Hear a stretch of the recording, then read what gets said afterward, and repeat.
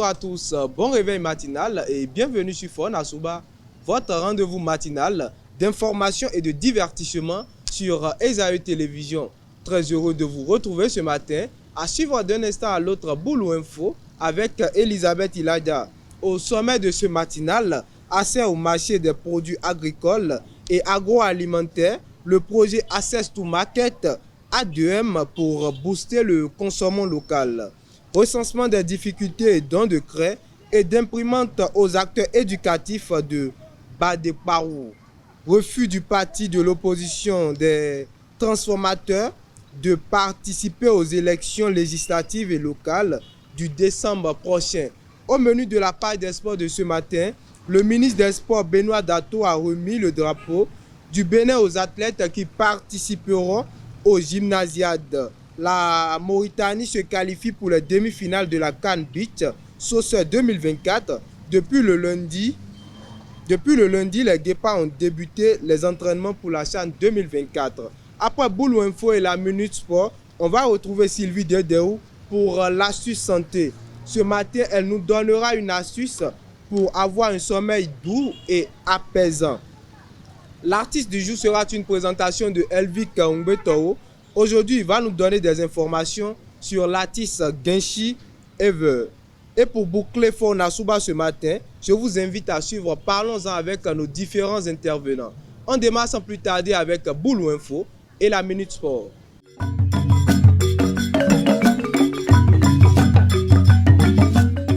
Elisabeth Iladia, bonjour. Bonjour Moedine. Boulou Info, c'est avec vous. Bonjour à toutes et à tous et bienvenue dans Boulou Info. Le chef de l'arrondissement de Tchatchou, Joël Domagui, a poursuivi sa tournée de prise de contact avec les acteurs de l'éducation de Badé-Parou, une localité du département du Borgou. Il a enregistré les difficultés des établissements, notamment le manque de mobilier, d'eau, de latrines et d'installations électriques, et a promis d'apporter des solutions. À cette occasion, il a offert des boîtes de craie et une imprimante au CEG de Badé-Parou. Les responsables de Wasangari Labs et du groupe Synergie ont présenté le projet Access to Market lors d'une conférence de presse à Parakou ce lundi. Ce projet soutenu par Benibiz vise à améliorer l'accès au marché des produits locaux au Bénin en renforçant les capacités des entrepreneurs et acteurs de la distribution. Les organisateurs ont insisté sur l'importance de professionnaliser la distribution et de sensibiliser les décideurs pour promouvoir le consommation local. Les abords du lycée Mathieu Bouquet de Parakou sont devenus une zone à haut risque à la tombée de la nuit avec plusieurs braquages régulièrement signalés. L'absence d'éclairage public sur la voie pavée longeant l'établissement est portée du doigt par les riverains.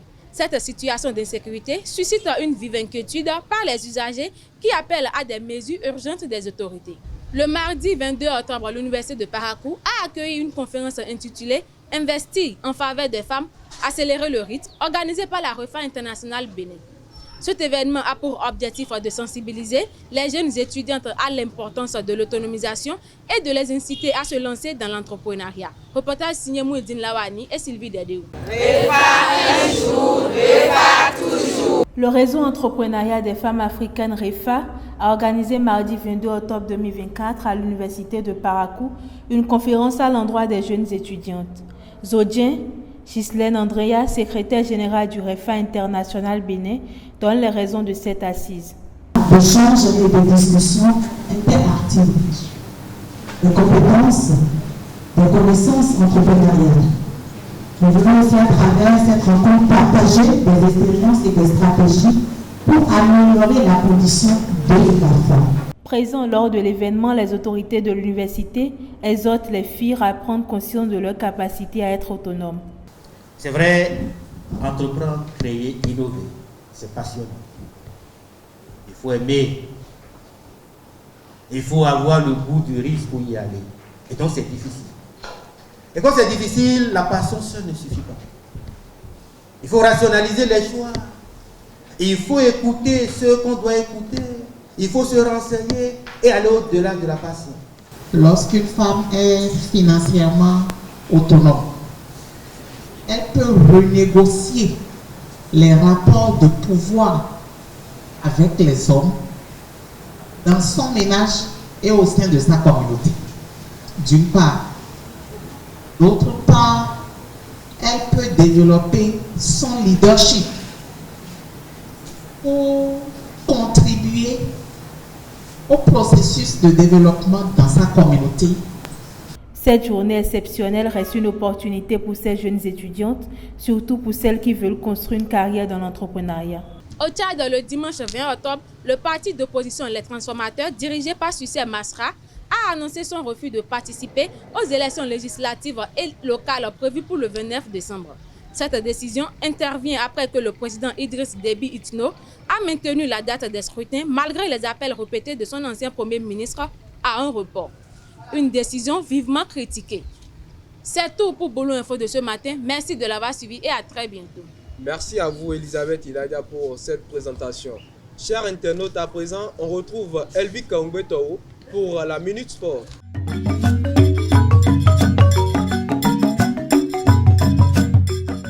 Elvi Kaungbetou, bonjour. Bonjour Moïdi. Avez-vous fait l'armée une fois? Oh non, c'était un rêve de faire partie de l'armée béninoise, mais heureusement, malheureusement, Dieu a voulu autrement. La Minute Sport, c'est avec vous. Le lundi 21 octobre 2024, au stade de l'amitié générale Mathieu Kireko, le ministre des Sports Benoît Dato a solennellement remis le drapeau du Bénin aux 48 jeunes athlètes qui vont participer pour la première fois aux gymnasiades qui se dérouleront du 23 au 31 octobre 2024 à Bayrem en golfe Persique. Le championnat national de baseball et baseball 5 s'est achevé le dimanche 20 octobre 2024 avec la victoire de Galaxy Baseball de Cotonou en baseball classique après une victoire remportée 4-1 contre Real Baseball in Benin. Parmi les distinctions individuelles, Bill Sagbo a été élu MVP de ce championnat. Le mardi 22 octobre 2024, la Mauritanie valide son ticket pour les demi-finales de la CAN Beach Soccer Égypte 2024 en s'imposant par 11-6 face au Malawi lors de son troisième et dernier match de poule. Pour les éliminatoires de la CHAN 2024, les Guépards locaux ont entamé dans l'après-midi du lundi 21 octobre 2024 l'ultime regroupement tenant lieu de mise au vert. C'est le stade Omnisport de Grand Popo qui les accueille durant les 112 heures. Pour rappel, les Guépards locaux jouent le vendredi pour le compte de la première manche des éliminatoires de la CHAN 2024. C'est tout pour l'actualité sportive. Merci à vous, Elvic, pour cette présentation. À présent, j'invite Sylvie Dedéou au plateau pour l'astuce santé.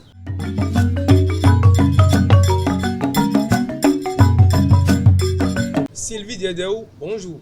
Bonjour Mouidine. L'astuce santé, c'est avec vous. Bonjour à tous et bienvenue dans notre rubrique Astuce santé. Le sommeil est essentiel pour notre bien-être, mais de plus en plus de personnes rencontrent des difficultés à s'endormir ou à avoir un sommeil réparateur. Pourtant, de simples changements dans nos habitudes quotidiennes peuvent considérablement améliorer la qualité de nos nuits. Aujourd'hui, nous allons partager avec vous des astuces concrètes pour optimiser votre sommeil et vous réveiller chaque matin reposé et plein d'énergie. Pour un sommeil doux et apaisant, créez une routine de coucher régulière. Aller au lit et se lever à des heures fixes aide à réguler l'horloge biologique interne. Un coucher et un réveil constant, même le week-end, permet de conditionner son corps à mieux s'endormir. Éteindre les écrans 30 à 60 minutes avant le coucher. Les téléphones, tablettes et télévisions mettent une lumière bleue qui supprime la production de mélatonine, l'hormone responsable de l'endormissement. Il est donc recommandé de limiter leur usage avant le sommeil et de privilégier des activités plus relaxantes comme la lecture d'un livre papier. Créer un environnement propice au sommeil. La chambre doit être sombre, calme et légèrement fraîche, autour de 18 à 20 degrés C. Utilisez des rideaux occultants, des bouchons d'oreille ou un masque de sommeil pour aider à créer un cadre plus reposant. Évitez les repas lourds et les stimulants avant de dormir. Ne mange pas de repas trop copieux, au moins 2 heures avant le coucher. Limite également la consommation de café, de thé ou de soda contenant de la caféine en fin d'après-midi car il peut perturber le sommeil. Relaxation et technique de respiration. La relaxation avant de dormir est essentielle. Tu peux pratiquer des techniques de respiration profonde comme la méthode 4-7-8 ou la méditation pour calmer ton esprit et préparer ton corps au sommeil. Évitez les siestes trop longues. Si tu as besoin de faire une sieste, Limite-la à 20 à 30 minutes pour ne pas perturber ton cycle de sommeil nocturne. S'exposer à la lumière naturelle le matin aide à réinitialiser ton cycle circadien, améliorant ainsi la qualité de ton sommeil la nuit. Essaie de passer du temps à l'extérieur ou d'ouvrir tes fenêtres dès ton réveil. Ces astuces permettent d'améliorer à long terme la qualité du sommeil, ce qui a un impact direct sur l'énergie, la concentration et la santé globale. C'est tout pour l'astuce santé d'aujourd'hui. Merci de m'avoir suivi et à la prochaine. Évitez les repas lourds avant de dormir. Oui. Sylvie Dédéo, que mettez-vous dans les repas lourds? Les repas lourds là, bon, moi j'ai ma part de repas lourds, comme le haricot par exemple, on ne peut pas manger ça et dormir. Ou bien du ventoux. Ce sont des trucs qui ne se digèrent pas vite. Par exemple, du pain. Si tu manges le pain prend jusqu'à 7 à 9 heures de temps avant de digérer dans l'organisme. Supposons que tu le manges par exemple à 22 heures, tu veux te coucher. Ça veut dire que pendant tout ton sommeil, ton organisme sera en train de travailler. Il n'aura même pas le temps de te protéger pendant la nuit. Sinon, on est en Afrique, on aime manger du lourd les soirs. Ah, bon, merci à vous, Sylvie Dédéo, pour l'astuce santé. Chers internautes, on retrouve à nouveau Elvic pour l'artiste du jour.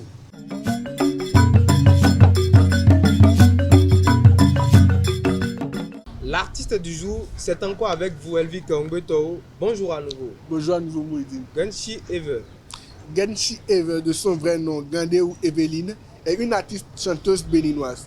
Autrice et compositrice, elle participe en 1983 à l'enregistrement de l'album d'Honoré à Volontor et Danielou Sabouran. Elle partage la face A de cet album avec Vicky Amenouji. En 2017, la chanteuse béninoise Ayodele lui rend visite pour lui annoncer son cadeau de réaliser un clip de son morceau qui lui vaut à l'époque l'amour du public. Genshi Ever est morte le 25 décembre 2021 à l'âge de 60 ans. Elle a sorti un album en 1988, une production de Nenoufa et contient plusieurs titres. Elle a également un disque vinyle de 33 tours intitulé Obe Owe Yesron sous le label Gazeg. C'est tout pour l'artiste du jour. Merci à vous, Elvic, pour cette présentation. À présent, chers internautes, je vous invite à suivre Parlons-en avec nos différents intervenants.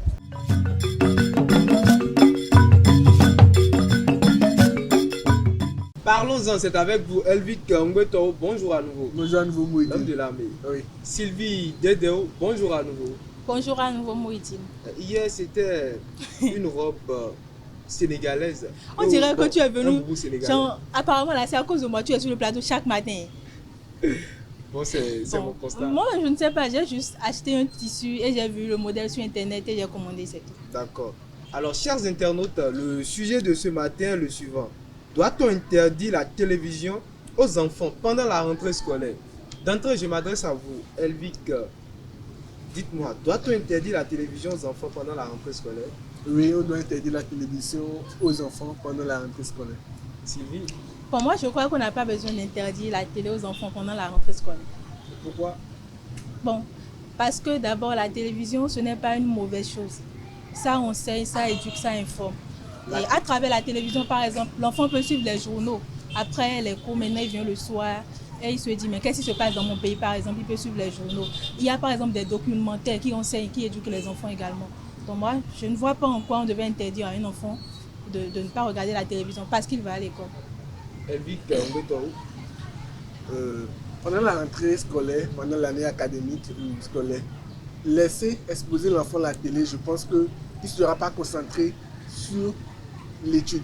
Si c'est regarder les journaux, si c'est pour ça va sur la télé, je pense que c'est mieux que je vais lui payer les journaux écrits. Combien d'élèves regardent les journaux dans la télé?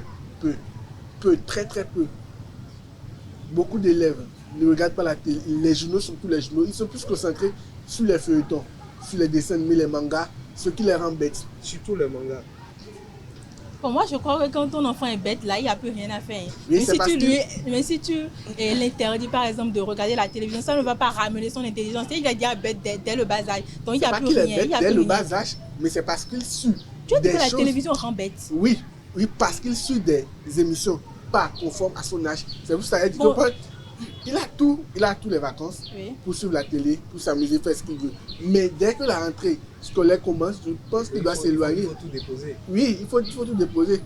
Pour moi, je crois que tout dépend des règles de la maison. tu peux dire à l'enfant que bon, je ne t'interdis pas de regarder la télévision. Mais il y a seulement 3 programmes que tu peux suivre par exemple. Tu peux suivre par exemple le journal, et les documentaires et peut-être les dessins animés.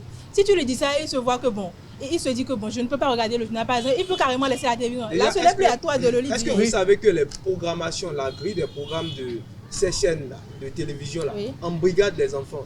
Quand il est au cours, il se dira qu'à 17h, je dois vite rentrer pour suivre Naruto, par exemple. Bon, moi, je vais vous dire un truc. Quand moi, j'étais au primaire, en classe de CM2, par exemple, moi, on ne m'interdisait pas de regarder la télévision. Vous savez ce que ma maman fait? Vous avez un papa gentil, vous? Mon papa n'est pas souvent à la maison, il est en voyage. Donc, on a plus vécu avec maman qu'avec papa. Vous savez ce qu'elle faisait? Elle te dit, bon, je ne te refuse pas de regarder la télé. Dans le temps, là, je crois que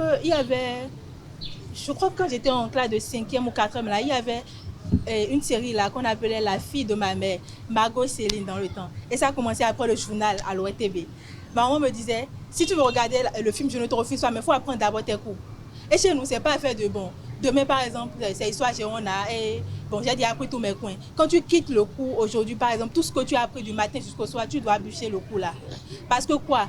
L'explication que le prof a donnée dans la journée, l'explication est déjà dans ta tête. Donc quand tu prends le cahier en même temps, ça te permet de vite assimiler le cours.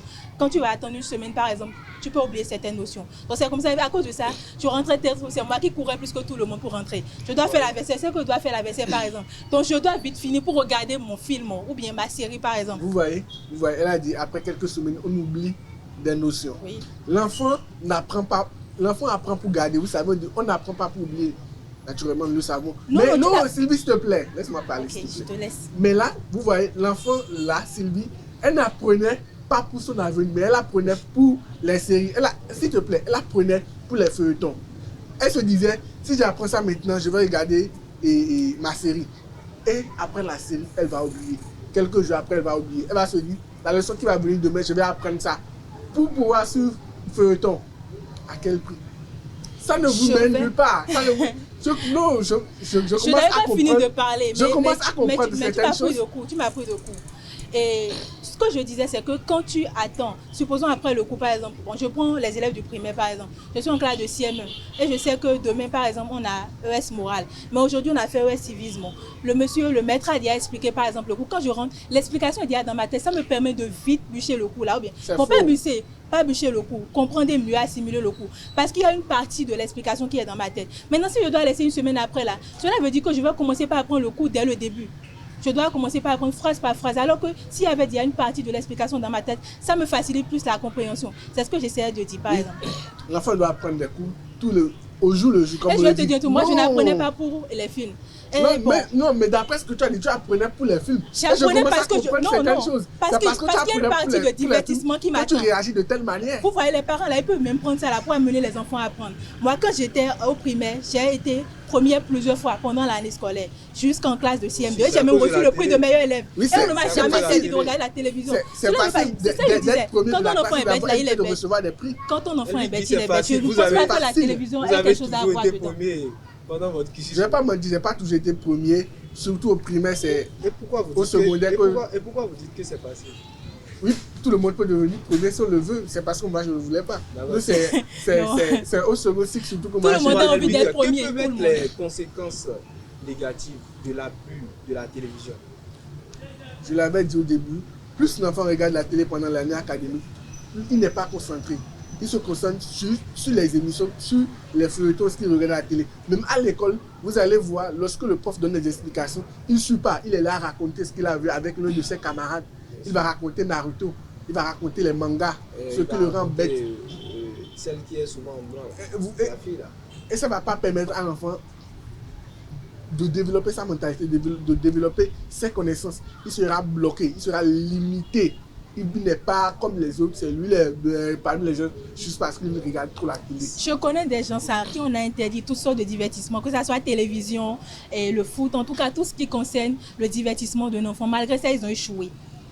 Cela ne veut pas forcément dire que c'est parce que la personne ne regarde pas la télévision qu'il va réussir sa vie. J'ai pas dit ça. Qu'il va réussir l'année académique. Pas dit ça. Sylvie, quels peuvent être les avantages positifs? Les avantages positifs, moi je l'ai dit tout à l'heure, la télévision éduque et informe. Et elle bon, tue également. supposons que ton enfant regardait un film pour adolescents où il y a un surdoué dans le film, il va se dire, mais cet enfant, il est très surdoué, je serai comme lui. Je vais apprendre à devenir comme ce petit enfant. Par exemple, dans Prison Break. Non, lui, il est déjà trop âgé. Et je vais apprendre pour devenir intelligent comme ce garçon-là, par exemple. Sheldon. Voilà, Sheldon, par exemple. Regarde comment il est intelligent dans la série. Vous aimez la télé? Bon, j'aime les séries, moi. Bon, peut-être qu'il n'est pas intelligent comme ça dans la vraie vie, mais au moins dans la série, il a joué un rôle de l'enfant intelligent. Mon petit frère, par exemple, quand il a regardé la série avec moi, il a dit, regarde comment l'enfant là est intelligent. Donc moi, je serai intelligent comme lui. Voilà, ce sont les avantages positifs. C'est sûr que son frère n'a pas dit ça, c'est juste pour jeter des fleurs à son frère. C'est pour C'est pour inciter les parents à laisser les enfants regarder la télé. Mais moi, je dis que c'est pas une bonne chose. Non, Sheldon, c'était pas un génie ou un surdoué. J'ai suivi la série. C'était juste un gamin qui se prenait pour le plus intelligent. Bon, dans le film, il était même plus intelligent que toi et moi. Dans le film. Non. Il était bien intelligent plus que toi et moi. Bon, à base de ce qu'on nous a montré, on sait que c'est une mise en scène et tout, mais dans le film, il était tellement intelligent que moi-même, je me demandais, bon, est-ce qu'il existait un enfant pareil? Vous voyez, c'est parce que à travers la série, là, on rendait bête Sylvie sans le sac. Elle pensait que Sheldon était intelligent, mais c'est le contraire. On la rendait bête. Elvic Oguntao, dites-moi, j'ai une question pour vous. Est-ce que vous n'avez jamais suivi la télévision pendant la rentrée scolaire? Ah ouais, je le faisais. Mais ça ne m'éduquait pas, ça me faisait du mal sans que je le sache. Mon père me disait, Elvic, c'est pas, on n'allume pas la télé. Mais moi, je passais pas derrière, j'allumais la télé et les conséquences sont suivies. J'avais doublé une classe? Oui, j'ai fait la 3e 2 fois parce que je n'étais pas concentré, je me concentrais plus sur la télé. J'allais de la télé et à l'école, on me tapait parce que je regardais la télé, je n'apprenais pas les cours. Donc je ne conseille pas ça à mes enfants. Bon, moi, je ne pense pas que la télévision pourrait définir l'échec ou la réussite. Parce que moi, je regardais la télévision tout le temps. Arrivé en classe de terminale, je me suis dit, bon, je ne vais plus regarder la télévision parce que je vais à l'examen. Et pendant l'année scolaire, j'ai laissé la télévision. Pendant toute l'année scolaire. Malgré ça, j'ai échoué au bac. Cela ne veut pas dire que, bon, parce que je n'ai pas regardé la télévision, c'était parce que je voulais me concentrer, par exemple. Mais est-ce que ça empêchait mon échec? J'aurais même dû regarder la télévision cette année-là. Je pense que c'est pour faire bonne pression aux internautes que Sylvie nous ment. Non, pas du tout, pas du tout. Elle nous ment là, c'est pas elle ne dit pas la vérité. Je ne vois pas l'intérêt de votre ici. Pour terminer, je conseille aux parents surtout d'éloigner les enfants de la télé au cours de l'année scolaire. Parce que ça ne les apprend pas. Si c'est vraiment les journaux qu'ils veulent suivre à la télévision, c'est mieux de les acheter les journaux écrits, les magazines. Là, ils vont apprendre. Mais on les laisse regarder la télé, ils iront vers d'autres programmes qui ne les éduquent pas. Donc je ne conseille pas aux enfants de suivre la télévision pendant l'année académique. Bon, pour mot de fin, moi je dirais éduquez vos enfants. Dites-leur chaque chose à son temps. Tu peux apprendre tes cours le matin par exemple et regarder la télévision le soir. Parce que l'enfant a besoin de distraction. Quand il est tout le temps dans le cahier, ça le rend malade, ça le rend fou. Un enfant qui est tout le temps dans le cahier, il ne serait pas épanoui vraiment, quoi. Donc laissez l'enfant au moins se distraire pour un bout de temps. Mais si ce n'est pas forcément la télévision, au moins laissez-le aller sur un terrain et jouer au foot avec ses amis. En tout cas, faire des jeux de divertissement tout simplement. Merci à vous Sylvie. Merci Elvic. C'est tout pour ce rendez-vous matinal. Merci de nous avoir suivis et à très bientôt.